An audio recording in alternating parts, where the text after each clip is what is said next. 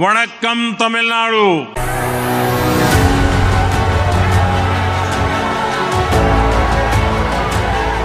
South king Annamalai को कुछ ही वर्ष डीसीपी बने हुए थे कि उन्होंने 25 मई 2019 को डीसीपी के पद से इस्तीफा दे दिया। इस्तीफे के वक्त अन्नामलाई दक्षिण बेंगलुरु के डीसीपी थे। लोग उन्हें सिंघम के टाइटल से बुलाते थे।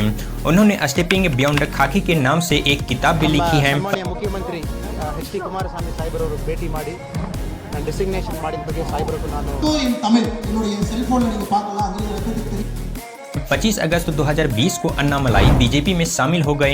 लगभग एक साल बाद यानी 9 जुलाई 2021 को उन्हें तमिलनाडु का प्रदेश अध्यक्ष बनाया गया। ऐसा मान लीजिए कि कुछ सालों में अन्नामलाई दक्षिण भारत का योगी बनकर निकलेगा। तो आज के इस वीडियो में हम बात करेंगे अन्नामलाई यूपीएससी का एग्जाम क्रैक करके डीसीपी बनकर इस्तीफा क्यों दिया, साउथ सिंघम अन्नामलाई है कौन जिसके दम पर बीजेपी 400 को पार करेगी, अन्नामलाई बीजेपी पार्टी को ही क्यों ज्वाइन किया, अन्नामलाई के लोकप्रिय काम कौन सब हैं। तो चलिए वीडियो की शुरुआत करते हैं। देखते रहिएगा पूरा वीडियो और हमें कमेंट बॉक्स में कमेंट करके जरूर बताइएगा कि आपको अन्नामलाई लीडर के तौर पर कैसा लगता है। आज यदि तमिलनाडु का नेतृत्व सनातन को डेंगू कहता है और समाप्त करने की बातें करता है। बाहर से आए हैं, ये आर्यन जितने भी हैं वो बाहर से आए हैं। हम तो मूल भारतीय हैं। A Raja has called for a secession in Tamil Nadu as a threat. Do you all like Narendra Modi? The great Prime Minister, the world leader. This is not a leader, he is a God. This is not a man, this is not a human being, this is a great God. The Prime Minister Modi is a Prime Minister, this is a great man, great man, great man. Everything, this is Jai Shri Ram, Jai Shri Ram, Jai Shri Ram.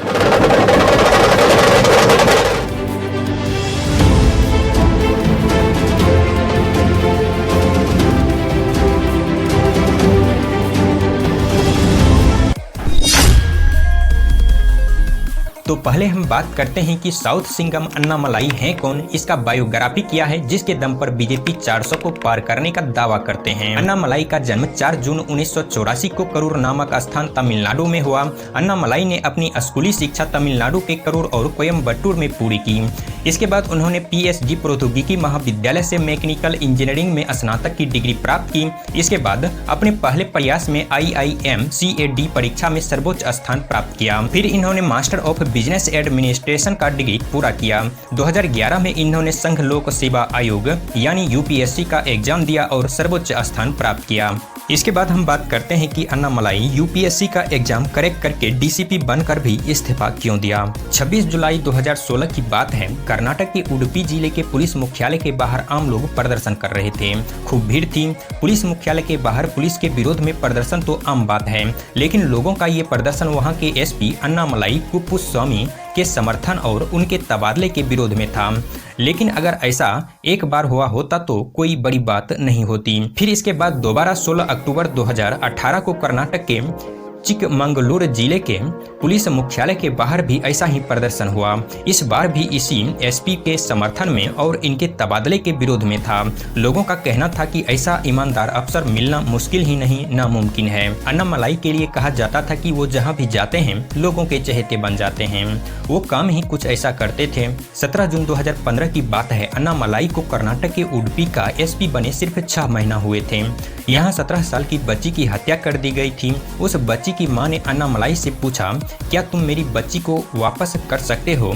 एक अखबार को दिए एक interview में अन्नामलाई ने कहा था, इसका जवाब देना बहुत मुश्किल था। एक मां जिनकी बेटी की हत्या कर दी गई हो और फिर मैंने उनसे कहा, नहीं मैं ऐसा नहीं कर सकता, लेकिन मैं यह सुनिश्चित कर सकता हूं कि वो सबके दिल में रहे, सबको याद रहे। आईपीएस अन्नामलाई ने जो शब्द कहे थे उन्हें पूरा करने का काम शुरू किया। अन्नामलाई ने विदुर तालुका में 10वीं कक्षा की परीक्षा में टॉप करने वाली छात्राओं के लिए पीड़िता के नाम पर अक्षत डेवा डिगा छात्रवृत्ति की शुरुआत की, जिसके तहत हर साल 10,000 रुपए की राशि दी जाती है। 27 मार्च 2015 को उडुपी पुलिस ने एक सुरक्षा ऐप भी लॉन्च किया।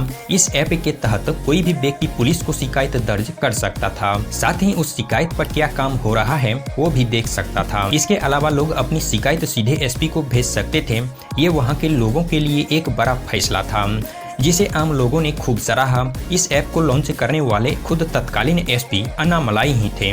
अब बताइए ऐसे व्यक्ति को जनता क्यों नहीं प्यार करेगी। इन सब को देखते हुए अन्नामलाई इससे भी ज्यादा समाज सेवा करने के लिए उन्होंने इस्तीफा दिया और किसी अच्छी पार्टी को ज्वाइन करने को सोचा। इसके बाद हम बात करते हैं कि अन्नामलाई बीजेपी पार्टी को ही क्यों ज्वाइन किया। अन्नामलाई बीजेपी पार्टी को सबसे अच्छी पार्टी मानते हुए इसको ज्वाइन किया। तमिलनाडु के करूर जिले से आने वाले और एक साधारण कृषि परिवार में जन्मे अन्नामलाई कोंगू वेल्लार जाति के हैं। इनकी जाति आबादी के वक्त तो अगड़ी जातियों में आती थी, लेकिन 1975 से इसे बैकवर्ड जाति का दर्जा दे दिया गया। बीजेपी ने 9 जुलाई 2021 को महज 36 साल की उम्र में अन्नामलाई कुप्पुस्वामी को प्रदेश अध्यक्ष बना दिया। अन्नामलाई के लिए ये किसी बड़ी कामयाबी से कम नहीं था। जब ऐसा हुआ था तो जानकारों ने इसे बीजेपी की बैकवर्ड जातियों को लुभाने का कदम बताया था। इसके बाद अप्रैल 2021 में तमिलनाडु में विधानसभा चुनाव हुए, लेकिन नतीजा देखे तो बीजेपी को अन्नामलाई को अध्यक्ष बनाने से कोई बड़ा फायदा नहीं हुआ।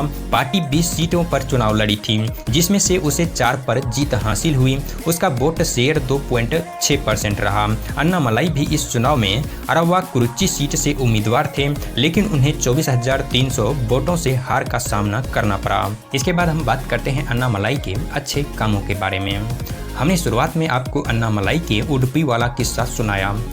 उनके ऐसे ही कई किस्से कर्नाटक और तमिलनाडु में फेमस हैं। एक किस्सा और सुनाते हैं। बात कर्नाटक के चिकमंगलुरु जिले की है। साल 2017 में अन्नामलाई यहाँ के एसपी थे। इसी साल दिसंबर में यहाँ सांप्रदायिक तनाव पैदा हो गया। एक विवादित धार्मिक स्थल में दूसरे समुदाय के कई हजार लोगों ने जबरन घुसने की कोशिश की।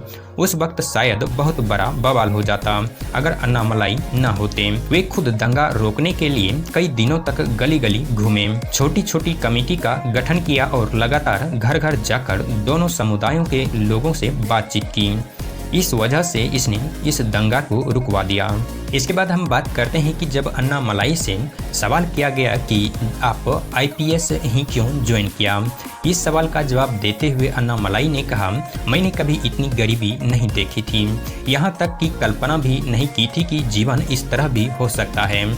इसने मुझे झकझोर दिया और तब मैंने अपनी ज़िंदगी के आगे के सफ़र के बारे में सोचा। तब मैंने सोचा कि पैसा प्राथमिकता नहीं हो सकता। मैं एक ऐसा जीवन चाहता था जहां मैं लोगों के जीवन में सकारात्मक बदलाव ला सकूं। सिविल सेवा मुझे ऐसा ही करने का एक तरीका लगा। मैंने बहुराष्ट्रीय कंपनी में प्लेसमेंट के वजह सिविल सेवा की परीक्षा दी। आईएएस मेरी पहली पसंद थी, लेकिन मेरे नंबर कम आए। मैं आईपीएस बन गया। मैं वर्दी में खुश हूँ। साल 2019 में पुलिस सेवा से इस्तीफा देते वक्त अन्नामलाई बेंगलुरु दक्षिण के डीएसपी थे।